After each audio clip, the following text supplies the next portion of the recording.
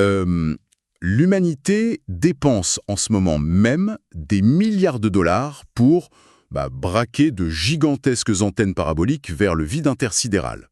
Ouais, vers l'espace glacial et silencieux. Exactement.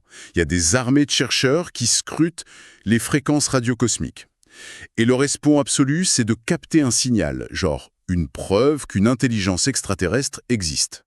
Sauf que l'hypothèse de base de toutes ces recherches, c'est que cette fameuse intelligence utiliserait des ondes radio ou une technologie qui nous est familière, quoi. Et c'est là qu'on fait peut-être une erreur fondamentale de direction. Parce qu'une intelligence totalement alien, vraiment étrangère à la nôtre, elle évolue déjà ici même, sur notre propre planète. Tout à fait. Elle vit sous l'eau, elle a 8 bras, elle a même pas d'os dans le corps. Et son histoire généalogique s'est séparée de la nôtre il y a environ 600 millions d'années. C'est fou quand on y pense. Aujourd'hui, on plonge dans une analyse approfondie, basée sur les notes et les extraits d'un livre vraiment marquant, D'autres esprits, du philosophe et plongeur Peter Godfrey Smith. Ouais. Et la mission de notre exploration aujourd'hui, elle est super ambitieuse. On va retracer les origines lointaines de la conscience animale. Rien que ça? Bah ouais. L'idée, c'est d'étudier comment, à travers les âges géologiques, la nature a réussi à fabriquer un esprit complexe, capable de réflexion. Et la vraie révélation de ces documents, c'est que l'évolution n'a pas produit l'intelligence supérieure qu'une seule fois. Elle n'a pas tout misé sur un seul cheval. Exactement. Elle l'a fait au moins 2 fois, via 2 chemins complètement distincts. D'un côté, la lignée des vertébrés, qui mène à nous, et de l'autre, la lignée fascinante des céphalopodes. Donc, les pieuvres, les seiches, les calmars, tout ça. Et la leçon immédiate qu'on tire de ce double cheminement, c'est qu'il n'y a pas de modèle unique pour forger une intelligence. C'est clair. Pour avoir un esprit capable de résoudre des problèmes inédits ou de manipuler son environnement, t'as pas besoin d'un squelette rigide, t'as pas besoin de mains, ni même, et ça c'est d'un cerveau centralisé comme le nôtre. Et pour vraiment prendre la mesure de cette étrangeté neurologique, il faut s'intéresser aux rencontres concrètes qui sont décrites dans les sources. Il y a ce passage incroyable, ça se passe en Australie. Ah oui, avec le plongeur, là. Genre qui déteste la compagnie? Totalement, c'est censé être super asocial. Mais là, elles cohabitent, elles se battent pour des petits territoires, elles paradent, elles interagissent à fond. Et il y a même de petits requins qui sont posés calmement au milieu de tout ce bazar. Et ils ont appelé cet endroit Octopolis, c'est ça? C'est ça, une vraie ville sous-marine.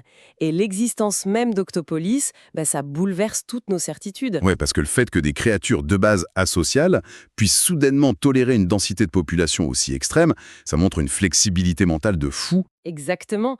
Leur environnement a changé et leur cerveau s'est juste adapté à la colocation. Mais au-delà de l'habitat, il y a un truc qui marque vachement les plongeurs dans le livre. C'est le contact visuel. L'auteur, Godfrey Smith, raconte une rencontre avec une seiche géante près de Sydney. Ah oui, là c'est géante. Un animal d'environ 1 mètre qui flotte là, entre 2 eaux, avec des espèces de veines argentées qui pulsent sous sa peau. Et il décrit vraiment une sensation d'évaluation mutuelle. L'animal, il s'enfuit pas, il attaque pas, il s'approche, il observe, il calcule en fait. C'est ça, il y a un contact indéniable avec une autre conscience. Et ce qui donne un peu le vertige dans cet échange visuel, c'est la distance biologique insondable entre un humain et ce céphalopode. C'est-à-dire? Pour mettre les choses en perspective, si tu cherches le dernier ancêtre commun entre un être humain et un chimpanzé, on remonte le temps d'environ 6 millions d'années. Ce qui, à l'échelle de la Terre, est presque hier matin, quoi. Ouais, un détail récent. Mais pour trouver l'ancêtre commun entre un humain et une pieuvre, faut remonter de 600 millions d'années. Ah oui? 600 millions. Et cet ancêtre, à la base de nos 2 branches, il était hyper rudimentaire. Les paléontologues pensent que c'était un minuscule ver plat, totalement aveugle, de quelques millimètres, qui rampait dans la boue d'un océan primitif. Bien avant le moindre os ou la moindre écaille, quoi. Exactement. Moi, j'aime bien l'imaginer comme 2 startups technologiques qui auraient été fondées il y a 600 millions d'années. Ah, ouais, c'est une bonne image. Elles partagent juste un tout petit bout de code de base. Et ensuite, paf, elles sont séparées dans des environnements radicalement opposés et elles échangent plus jamais la moindre info. C'est exactement ça. Chacune dans son coin, dans un isolement total, va développer un superordinateur capable de calculs phénoménaux. Nous, les vertébrés, on l'a fait à l'air libre, avec un gros crâne en os pour protéger le processeur. Et les pieuvres l'ont fait dans les abysses, dans le noir, en répartissant tout le matériel informatique dans un corps complètement mou. Mais du coup, il y a une question de biologie hyper basique qui est soulevée par le texte. Pourquoi ce petit bout de code, ce premier système nerveux, il est apparu chez ce petit ver aveugle? Ouais, parce qu'il faut savoir qu'un comportement, ça n'exige pas toujours un cerveau. Le livre donne l'exemple de la bactérie E. coli. C'est juste une seule cellule, ça. Ouais, un organisme unicellulaire. Et pourtant, il sait nager de manière ciblée. Il avance en ligne droite, ou bien il tourne sur lui-même pour changer de cap. Et comment il fait ça, son cerveau? Pure chimie. Il compare la concentration chimique de là où il est maintenant avec celle d'il y a une milliseconde. C'est de la détection et de la réaction à l'état brut. D'accord, donc passer d'une seule cellule qui flotte au gré de la chimie à un organisme composé de millions de cellules reliées par un réseau de nerfs, c'est un saut technique énorme. Gigantesque! Et les documents présentent deux théories opposées pour expliquer à quoi servait le tout premier cerveau. Vas-y, je t'écoute. La première, c'est la vue très classique, la théorie sensorimotrice. En gros, le cerveau naît pour faire le pont. Tes capteurs voient de la bouffe dehors, envoient l'info au cerveau, et le cerveau dit aux muscles d'y aller. Donc un traducteur entre la perception du monde extérieur et l'action. Ça paraît logique. Ouais, mais la seconde théorie, qu'on appelle le façonnage de l'action, propose un truc complètement différent. Elle dit que l'urgence, au début, elle n'était pas du tout d'interagir avec l'extérieur. Ah bon? Hmm. C'était quoi l'urgence alors? C'était une urgence interne. Quand tu commences à assembler des milliers de cellules ensemble, le gros risque, c'est juste le chaos total. Donc le premier cerveau serait apparu pour forcer toutes ces micro-unités à se synchroniser. Ah, je vois. L'analogie du barreur dans le livre illustre ça super bien. Ouais, le gars dans le bateau d'aviron. C'est ça. Dans une course d'aviron, le barreur, il est souvent assis dos à la ligne d'arrivée. Son job, c'est pas de regarder le paysage ou l'horizon, c'est de hurler la cadence, quoi. C'est exactement ça. Si les 8 rames papent pas l'eau à la fraction de seconde près, le bateau, il vacille ou il s'arrête. Voilà. Coordonner plein de micro-actions internes pour faire un seul mouvement fluide, macroscopique. C'est ça l'origine du cerveau, selon cette théorie. Et les sources relient cette émergence à une période géologique très précise, l'ère des Diacara, il y a environ 635 millions d'années. Le fameux jardin des Diacara. Ouais, c'était les tout premiers balbutiements de la vie animale complexe. Les fossiles nous montrent des fonds marins hyper calmes. T'avais des créatures comme le Kimberella qui ressemblaient en gros à un demi-macaron tout mou. Sympa comme description. Ah ouais. Et ça brutait des tapis de microbes à 2 à l'heure. Et ce qui est fou, c'est ce qui manque sur ces fossiles. Pas de mâchoire, c'est ça. Aucune trace de mâchoire, d'yeux complexes ou de carapace pour se défendre. C'est comme si tous ces animaux dérivaient ensemble dans l'indifférence totale sans jamais s'attaquer. Mais là, moi, le terme paisible qu'ils utilisent tout le temps pour Ediacara, j'ai une petite réserve. Ah ouais, pourquoi?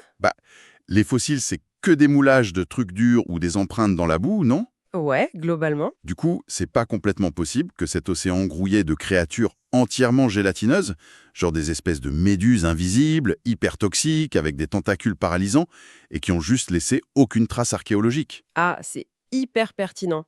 D'ailleurs, les débats scientifiques sur l'apparition précoce des premières cellules urticantes rejoignent exactement ton point. L'absence de preuve de morsure, c'est pas forcément une preuve de paix totale. C'était peut-être déjà la guerre chimique, en fait. C'est fort possible. Mais ce qui est sûr, c'est qu'après ça, il y a un bouleversement incontestable. L'explosion cambrienne. Ah, le moment où tout s'accélère. Voilà. Il y a environ 542 millions d'années. Là, c'est l'apparition brutale de la prédation physique, mécanique. De vrais monstres dominent les mers. Genre l'Anomalocaris, un énorme chasseur avec des yeux à facettes et des appendices énormes pour broyer ses proies. Et ça, forcément, l'apparition de ces prédateurs rapides, ça change complètement le cahier des charges du cerveau, quoi. Ah totalement. Le système nerveux, il peut plus se contenter d'être un petit barreur d'aviron qui gère son rythme interne. Si t'as une mâchoire géante qui te fonce dessus, le cerveau, il est obligé de se tourner vers l'extérieur. Il lui faut des capteurs d'urgence, des yeux. C'est ça. Évaluer la vitesse de la menace, calculer un angle de fuite, l'évolution de l'esprit devient une réponse directe, une vraie course aux armements face à l'esprit des autres prédateurs. Et cette fameuse course cambrienne, elle va forcer les ancêtres de la pieuvre à faire un truc radical avec leur corps. C'est-à-dire? À la base, ces petits mollusques, ils rampaient au fond de l'eau avec des petites coquilles pointuées pour se protéger. Mais pour fuir les mâchoires sur le sable, ils se sont mis à pomper du gaz dans ces coquilles. Ah, comme des ballons. Exactement. Ça les a soulevés du fond. Ils sont devenus d'immenses zeppelins prédateurs. Le texte parle du Camérocéras, qui faisait plus de 5 mètres de long. 5 mètres, énorme. Ouais, il planait au-dessus des autres. Mais le problème de la coquille géante, c'est métaboliquement très lourd. Ça te ralentit, c'est dur à fabriquer. Et c'est là que l'évolution de la pieuvre prend un virage qui semble défier toute logique, quoi. Ouais, ils abandonnent tout. C'est ça. Sur des millions d'années, ils réduisent cette coquille jusqu'à s'en débarrasser complètement. Ils retournent vivre au milieu des pires prédateurs, mais avec un corps 100% mou et exposé. Faut être fou. Bah, le coût de cette vulnérabilité, il fallait qu'il soit compensé par un avantage massif, la mobilité absolue. C'est la pure possibilité mécanique, c'est ça. Voilà, un corps mou, sans os, sans articulation bloquante. Une pieuvre, ça peut s'étirer, changer de texture, se contorsionner pour disparaître dans une faille rocheuse à peine plus large que son propre œil. C'est magique, mais le défi neurologique derrière. Manipuler 8 bras qui peuvent se plier absolument n'importe où, dans tous les angles, ça demande une puissance de calcul monstrueuse. Et c'est exactement pour ça que la pieuvre commune a accumulé un réseau d'environ 500 millions de neurones. Ça rivalise avec la complexité du cerveau de certains mammifères. 500 millions de neurones. Ouais. Et l'organisation de tout ça, c'est du pur bricolage évolutif. Par exemple, l'œsophage de la pieuvre, le tube pour manger, il passe littéralement en plein milieu de son cerveau. Attends, la bouffe passe à travers le cerveau. Et littéralement au centre de sa masse cognitive, ouais. C'est incroyable. Et d'ailleurs, avoir 500 millions de neurones dans un corps complètement mou, ça produit en laboratoire des comportements qui sont à la fois absurdes et géniaux. Ah, les fameuses expériences de Peter Dwies dans les années 50. Exactement.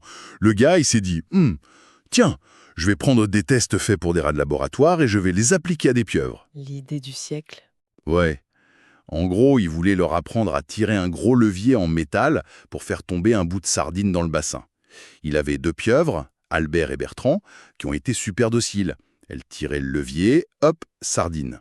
Mais il y avait une troisième pieuvre, Charles. Ah, Charles, le rebelle. Charles, il n'a pas du tout réagi pareil. Il s'est accroché à la paroi du bassin, il a enroulé ses bras autour du levier mécanique et avec une force de malade, il a purement et simplement arraché le truc de ses attaches. C'est génial! Et c'est pas tout. Les chercheurs ont noté qu'après, il essayait de tirer les lampes d'éclairage dans l'eau et qu'il passait ses journées à cracher de gros jets d'eau pile au visage du chercheur. Ce qui est fascinant, c'est la conclusion du labo. Ils ont écrit, avec une froideur scientifique totale, que le comportement de Charles était incompatible avec le tirage de levier. Incompatible, c'est un peu un euphémisme. Mais c'est surtout que ça laisse perplexe. Qualifier la destruction méthodique de ta machine d'échec cognitif, c'est absurde. Si tu places l'animal dans son vrai contexte, c'est un prédateur qui a l'habitude de chasser des crabes, de cartographier des récifs, de résoudre des puzzles vitaux. Et toi, tu l'enfermes dans une boîte en verre pour tirer une manette. C'est ça, pour une sardine morte. C'est comme si tu prenais, je sais pas, un ingénieur en aérospatial et que tu lui demandais d'emboîter 2 Lego pendant 48 heures. Casser la machine, c'est pas rater le test. C'est la victoire de la curiosité sur un exercice incroyablement chiant, quoi. La rébellion comme signe de conscience supérieure. Et il y a plein d'autres témoignages qui montrent cette malice. Les aquariologistes racontent souvent que les pieuvres apprennent à court-circuiter les lampes en crachant dessus pour être tranquilles dans le noir. Pratique. Ouais. Et elles ont une mémoire faciale dingue. Elles font très bien la différence entre le gardien sympa qui amène à manger et celui qui les embête avec une épuisette. Elles réservent leur jet d'eau juste pour le deuxième. J'adore ça. Et il y a aussi cette anecdote incroyable de la chercheuse Jean Boal, non? Le coup du calmar décongelé. Oh, celle-là est mythique. La chercheuse donne à sa pieuvre un morceau de calmar avarié, décongelé. Une texture que l'animal déteste. Et au lieu de juste le recracher au fond du bac, Voilà. La pieuvre garde le calmar dans un tentacule. Elle attend patiemment que la chercheuse passe devant la vitre du bassin. Là, elle établit un contact visuel direct avec elle. Et tout doucement, elle nage jusqu'au tuyau d'évacuation et elle jette son repas toxique dedans en la fixant dans les yeux. mais quelle théâtralité! C'est fou. Et quand on voit ça, plus l'utilisation d'outils dans la nature, genre elle transporte des demi-noix de coco pour s'en faire des armures mobiles, ça oblige à se poser la question. À quoi ça ressemble de l'intérieur d'être une pieuvre? Ouais. Comment la conscience émerge de tout ça? Comment tu passes de neurones qui gèrent des mouvements à une créature qui te jette du calmar à la figure par pur dégoût? L'hypothèse que Godfrey Smith avance, c'est le rôle de la douleur. Au tout début, l'activité électrique des cellules nerveuses, ça devait ressembler à une sorte de bruit blanc, un bourdonnement continu sans vrai sens. Ok, et comment on passe du bruit blanc à la conscience? Par un filtre brutal. La douleur. Un tissu endommagé, ça envoie un signal chimique tellement massif que ça efface tout le bruit blanc.